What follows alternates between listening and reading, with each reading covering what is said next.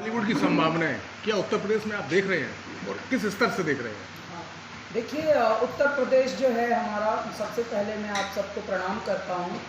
ये इटावा की नगरी बहुत ही ऐतिहासिक नगरी है और कई बार यहाँ आने का मौका मिला है सैफई महोत्सव में, लेकिन इस बार इटावा महोत्सव में आए हैं तो इसके लिए श्रेय हमारे प्रशासन को जाता है। हमारे डीएम मैम, हमारे एसडीएम साहब और हमारे सारे प्रशासनिक जितने अधिकारी हैं और जो मेला प्रबंधन समिति है, उनको मैं नमन करता हूँ और बधाई देता हूँ कि भारत के जिला दर जिला, चाहे कोई भी राज्य हो, उनमें जितने भी लोकल महोत्सव होते हैं हमारी परंपराओं के सूचक, वो होते रहने चाहिए, क्योंकि भारत बदल रहा है धीरे धीरे और अगली जो संतति है वो हमारी धरोहर, हमारी परंपराओं, हमारे रिवाजों को थोड़ा थोड़ा हट रहे हैं उससे।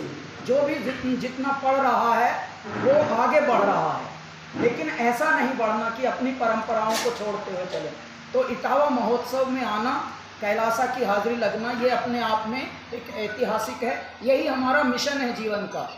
जो आपने प्रश्न किया उसके बारे में मैं बताना चाहता हूँ। उत्तर प्रदेश एक अध्यात्म का गढ़ है, भारत का एक मस्तक है, भारत का वक्षस्थल है।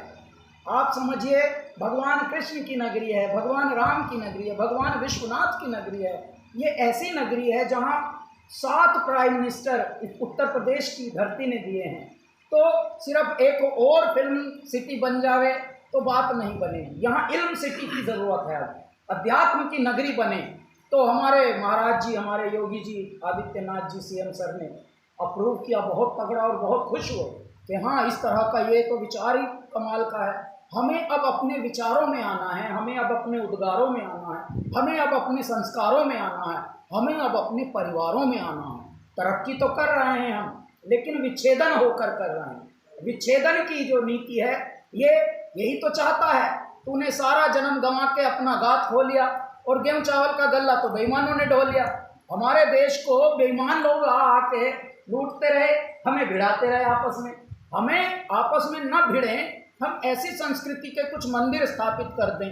ये जो नई फिल्म सिटी की परिकल्पना है, हमारे सीएम श्री योगी आदित्यनाथ जी ने जो सोचा है, ये बहुत बड़ा प्रकल्प है। ये सामान्य कोई मनोरंजन की स्थिति नहीं है कि बम्बई से आएंगे, पूरी दुनिया से आएंगे लोग, और दुनिया से आएंगे लोग अपनी स्पिरिचुअल हंगर के लिए, स्पिरिचुअल तलाश के लिए।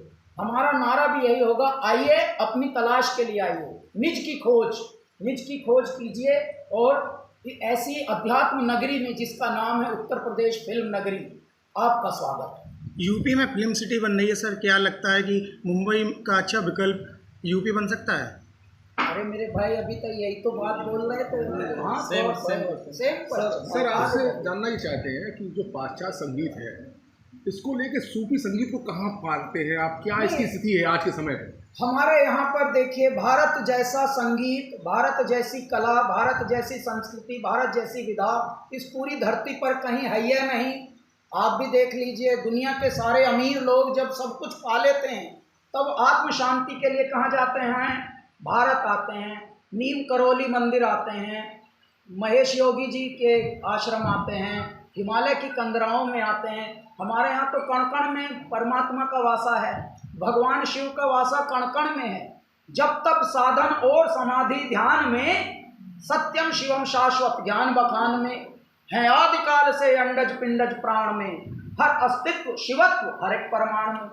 कभी बुझा अगन सारा सागर जल सोख के, गरल कुंभ विश्व स्वयं कंठ में रोक के। नीलकंठ तब से कहला के, सृष्टि बारंबार बचा के, कितनी बार किया धरती का निस्तारा। त्रिलोकी है लीलाधारी, धीर वीर गंभीर तिहारी, जय जय हो भोले भंडारी, जयकारा जय जय केदारा। तो मेरे दाता तो कण कण में वासा है। ये धरती जागृत धरती है भैया, भारत की। आज भी भारत किस स्थिति पे है? हमारे माननीय प्रधानमंत्री जी देखिए, दुनिया को दवाइयाँ बांट रहे हैं, फ्री में बांट रहे हैं। यहाँ से जहाज हमारे भर भर के जा रहे हैं हमारे देशों को। और साहब, एक विशेषता ये है कि बहुत सारे देशों को फ्री में दे रहे हैं, ये बोल के कि कोई बात नहीं भैया, तुम जी लो पहले, बाद में दगाबाजी गद्दारी ये सब बाद में कर लेना, पहले जी लो।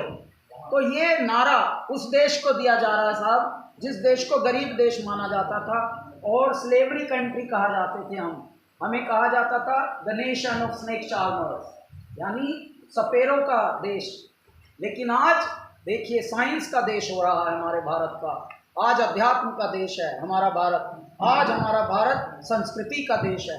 सारी दुनिया लखा रही है कि अगर कुछ हो सकता है तो भारत की तरफ से ही हो सकता है। आज यूनाइटेड नेशंस के अध्यक्ष जो प्रेसिडेंट है उन्होंने भी कहा है, अनाउंस किया कि भारत ही एक ऐसा देश है जो पूरे विश्व को बचा सकता है, ये जो भी द्रोहकाल चल रहा है। तो भारत की महिमा का गाने का अब समय है और धीरे धीरे हमारी परंपराओं का रख रखाव का समय है। सर जैसे कि हमें पता है कि संगीत भारतीय संस्कृति का एक महत्वपूर्ण अंग रहा है हमेशा से, लेकिन आजकल जो आम बोलचाल की भाषा को लिरिक्स का नाम देके जनता में परोसा जा रहा है, क्या मानते हैं आप कि सरकार के स्तर पे या आम जनता के स्तर पे क्या ऐसे कदम उठाए जा सकते हैं ताकि आम सुनने वालों को संगीत प्रेमियों को केवल संगीत मिले? नहीं, ये बहुत अच्छी बात है। देखिए मैं कहता हूँ जहाँ पर अमृत है वहाँ थोड़ा विष भी होता है, और जब क्वांटिटी बढ़ती है तो क्वालिटी घटती है, ये नियम है प्रकृति का। लेकिन इसमें सबसे बड़ा जो योगदान दे रहे हैं हमारे अधिकारी लोग दे रहे हैं, जो हमारी परंपराओं का निर्वहन करते हुए लोकल स्तर के जो महोत्सव हैं, जितने भी उत्सव हैं, हमारी जो परंपरा का निर्वहन करते हुए हैं और हमारे जिलों का नाम जिनमें आ रहा है। एक तो उनमें ढंग के गायक आवें, ढंग का म्यूज़िक मंचित हो, ताकि हमारी जो यंग जनरेशन है वो सिर्फ बॉलीवुड में ही ना ऐसे खप जाए कि भाई यही है सब कुछ, यही भगवान बसे हैं, यही मिल जाए तो यही ख्वाब है ना। उससे आगे बढ़ना, हमारी जड़ों को पहचानना, हमारी रूट्स को पहचानना, वो भी देखिए, टीवी भी देखिए, लेकिन अपने खुद को भी देखिए। तो ये जो महोत्सव हैं ये इसी का प्रकल्प हैं और ये बहुत गहरी बात है।